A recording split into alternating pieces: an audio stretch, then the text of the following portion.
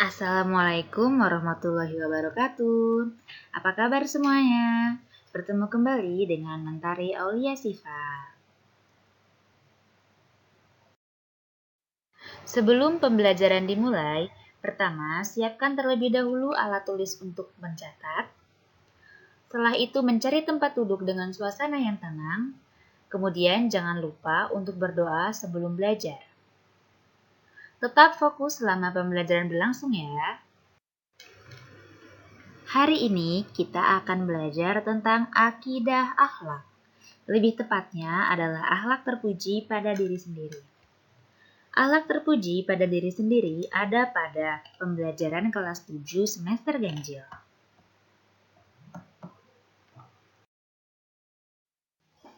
Sebelum masuk ke materi utama, apa saja sih yang termasuk dalam akhlak terpuji pada diri sendiri? Yaitu diantaranya adalah taat, ikhlas, khauf, dan taubat. Yang pertama kali kita bahas terlebih dahulu yaitu mengenai taat. Taat menurut bahasa berarti tunduk, patuh, dan setia. Yaitu maksudnya ialah patuh terhadap segala perintah dan juga aturan yang dibuat oleh Allah Subhanahu wa taala dalam segala hal. Lantas, bagaimana kita bisa tahu apa peraturan-peraturan Allah sehingga kita bisa menaatinya? Melalui Al-Quran tentunya. Di sana terdapat segala peraturan terhadap umat manusia. Dalam Al-Quran Surat An-Nisa ayat 59, Allah telah berfirman yang artinya, "Hai orang-orang yang beriman, taatilah Allah dan taatilah Rasul-Nya dan ulil amri di antara kamu. Kemudian, jika kamu berlainan pendapat tentang sesuatu, maka kembalikanlah ia kepada Allah, Al-Quran dan Rasul sunnahnya. Jika kamu benar-benar beriman kepada Allah dan hari kemudian. Yang demikian itu lebih utama bagimu dan lebih baik akibatnya." Dari ayat di atas disebutkan kepada siapa saja kita harus taat, yaitu kepada Allah Subhanahu wa taala, lalu kepada Rasul-Nya yaitu Nabi Muhammad SAW, dan kepada ulil amri atau pemerintah. Kita tidak cukup hanya menaati Allah tanpa menaati Rasul-Nya. Bahkan Allah yang memerintahkan manusia agar taat kepadanya juga Rasul-Nya. Baru kemudian kita harus taat kepada ulil amri selama perintahnya tidak bertentangan dengan perintah Allah dan Rasul-Nya. Contoh dari hal yang bertentangan adalah ketika ulil amri memerintahkan kaum muslimah melepas jilbabnya atau melarang menggunakannya. Jika hal tersebut terjadi, maka kita boleh untuk menolak melaksanakan perintahnya.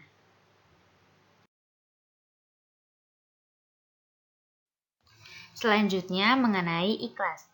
Secara bahasa, ikhlas bermakna bersih dari kotoran, sedangkan secara istilah, ikhlas berarti niat mengharap ridho Allah semata dalam beramal wujud menjalankan ketaatan dalam kehidupan pada semua aspek.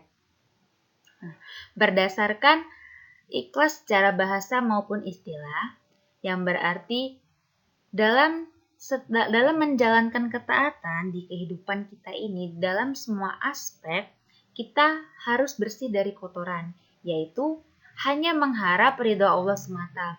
Jadi, bukan dengan diiming-imingi atau bergandengan dengan hal-hal lainnya yang tidak mengharapkan ridho Allah semata. Contohnya, mengharapkan pujian dari orang-orang di sekitar. Sebagaimana perintah Allah dalam Quran Surat Al-An'am ayat 162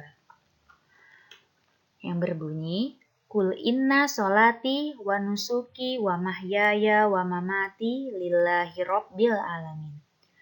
Katakanlah sesungguhnya sholat, ibadah, hidup dan matiku hanyalah untuk Allah Tuhan semesta alam.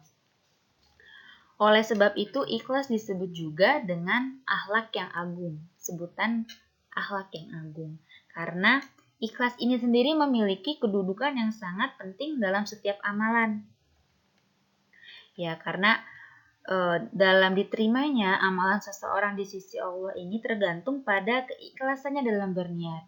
Jadi, yang pertama kali dinilai oleh Allah adalah niatnya dalam melaksanakan suatu hal tersebut. Jadi, bukan dengan memamerkan segala ibadah yang kita lakukan kepada publik. Seperti ikhlas dalam secara istilah maupun bahasa tadi. Akhlak terpuji pada diri sendiri selanjutnya adalah khauf, akhlak mulia yang menghiasi seorang mukmin. Secara bahasa, khauf berarti takut, resah, khawatir, dan cemas. Sedangkan secara istilah dalam Islam, khauf berarti sikap mental yang merasa takut kepada Allah karena kurang sempurna pengabdiannya, yaitu khawatir akan apa yang telah ia lakukan. Perintah untuk memiliki khauf ada pada Quran Surat Al-A'raf ayat 56 yang berbunyi, yang artinya, dan janganlah kamu berbuat kerusakan di bumi setelah diciptakan dengan baik, berdoalah kepadanya dengan rasa takut dan penuh harapan. Sesungguhnya rahmat Allah sangatlah dekat kepada orang yang berbuat kebaikan. Maksudnya adalah rasa takut dan penuh harap, yaitu takut yang dimaksudkan di sini adalah takut tersesat dari jalan yang benar. Ia takut jauh dari Allah. Dia takut Allah melepasnya sehingga ia berjalan ke jalan yang salah. Lalu, ia takut mendapat siksa karena melanggar aturan atau berbuat dosa.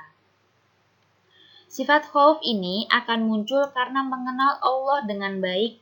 Dia akan senantiasa merasa diawasi, dia serasa akan dimintai pertanggungjawaban atas segala hal yang dilakukan. Oleh sebab itu, ia akan lebih terjaga dalam menghindari perbuatan-perbuatan yang berdosa.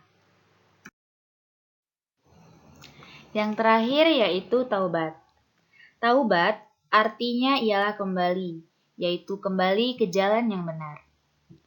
Sebagai manusia biasa, bukan malaikat ataupun nabi yang memiliki sifat maksum yaitu terjaga dari perbuatan dosa, manusia secara langsung ataupun tidak langsung pasti akan berhubungan dengan yang namanya kesalahan atau dosa.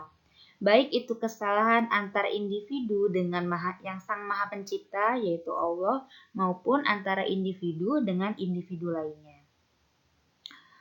Allah yang Maha Pengasih lagi Maha Pemurah, untungnya memberikan jalan kepada umatnya untuk memperbaiki kesalahan-kesalahan yang telah ia lakukan melalui pintu yang disebut dengan pintu taubat. Allah memerintahkan untuk bertaubat pada semua umat manusia pada Quran Surat At-Tahrim ayat 8, yang artinya, hai orang-orang yang beriman, bertaubatlah kepada Allah dengan taubatan nasuha, taubat yang semurni-murninya.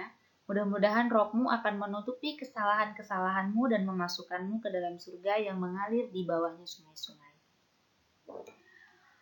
Berdasarkan Quran Surat At-Tahrim ayat 8 tadi, taubat harus didasari dari keinginan yang kuat dalam hati sehingga tidak mudah kembali melakukan dosa-dosa yang pernah dilakukan sebelumnya. Taubatan nasuha, taubatan yang semurni-murninya. Jadi, ketika seorang hamba ingin melaksanakan taubat, ia harus menanamkan dalam dirinya dengan sekuat-kuatnya agar ia tidak mudah kembali melakukan dosa-dosa yang pernah ia lakukan. Allah Subhanahu wa Ta'ala adalah Zat yang Maha Pengampun, Maha menerima taubat. Jadi, tidak ada satupun dosa yang tidak diampuni oleh Allah Subhanahu wa Ta'ala kecuali syirik dan mempersekutukannya. Syirik atau mempersekutukannya. Nah, selama kita berusaha, kita berikhtiar, maksimalkan diri untuk berusaha tidak melakukan kembali dosa-dosa yang pernah kita lakukan, insya Allah Allah akan menerima permintaan maaf kita dan mudah-mudahan kita dimasukkan ke dalam surga yang mengalir di bawahnya sungai-sungai.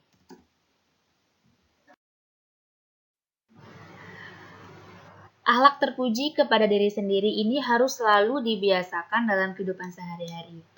Jadi, kita harus berusaha untuk taat pada perintah Allah. Kemudian, ketika kita sudah belajar untuk taat pada setiap perintah Allah, belajar untuk ikhlas. Kita akan naik satu tingkatan lagi, yaitu ikhlas. Ikhlas dalam menjalankan setiap aspek kehidupan atau aspek kehidupan dalam perintah Allah. Nah, insya Allah, akhlak mulia ini yang menghiasi seorang mukmin yaitu khauf akan hadir dalam diri kita dengan sendirinya. Sehingga ketika akhlak mulia itu sudah hadir dalam diri kita, kita akan mudah untuk melaksanakan taubat dengan keinginan yang kuat sehingga tidak kembali melakukan dosa yang pernah dibuat. Jadi tingkatannya adalah kita taat terlebih dahulu, kemudian ikhlas dalam melaksanakannya, kemudian insya Allah khauf akan hadir dalam diri kita dengan sendirinya. Dan karena manusia tidak luput dari yang namanya dosa dan juga dosa atau kesalahan, kita akan dipermudah untuk melaksanakan taubat dengan keinginan yang kuat. Selanjutnya, jangan lupa untuk terus belajar dan menambah wawasan dengan media apapun. Kemudian sebarkan kebaikan kepada sesama, sehingga kita bisa bahagia di dunia dan akhirat bersama-sama. Terima kasih sudah menyimak atau mendengarkan materi pembelajaran hari ini. Jika ada yang ingin ditanyakan, bisa menghubungi melalui email di bawah ini.